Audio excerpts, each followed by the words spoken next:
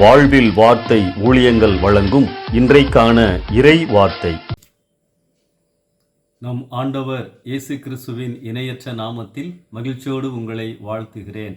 இன்றைக்கான இறை வார்த்தையில் ஆண்டவரின் வார்த்தைகளை தியானிக்கலாம். எனக்கு ஒத்தாசை வரும் பர்வதங்களுக்கு நேராக என் கண்களை ஏறெடுக்கிறேன்.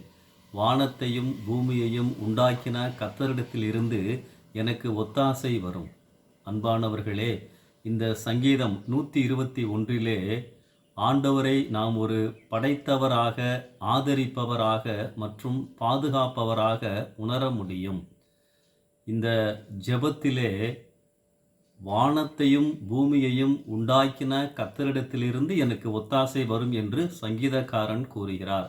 ஆம், நான் யாரிடத்திலே ஜெபிக்கிறேன், அவர் எப்படிப்பட்டவரிடத்திலிருந்து எனக்கு பதில் வரும் என்று சொல்லி அவர் சொல்லியிருப்பதை நாம் பார்க்கின்றோம். நாம் எல்லோருமே ஜெபிக்கிறோம். நாம் யாரிடத்திலே ஜெபிக்கிறோம் என்பதை நாம் எப்பொழுதும் மறந்து போகவே கூடாது. எப்பொழுதுமே நாம் ஜெபிக்கின்ற பொழுது 3 காரியங்களை மனதிலே வைத்து கொள்ள வேண்டும். ஆண்டவருடைய அன்பை, ஆண்டவருடைய ஞானத்தை, ஆண்டவருடைய வல்லமையை, God's love, God's wisdom, God's power. இப்படிப்பட்டவரிடத்திலே நான் ஜெபிக்கிறேன். சாதாரண மனிதரிடத்திலிருந்து எனக்கு பதில் வரவில்லை, எல்லாவற்றையும் படைத்த பிரம்மாண்டமான ஆண்டவரிடத்திலிருந்து எனக்கு ஒத்தாசை வருகிறது என்று சொல்லி இங்கே சங்கீதக்காரன் சொல்லுகிறார்.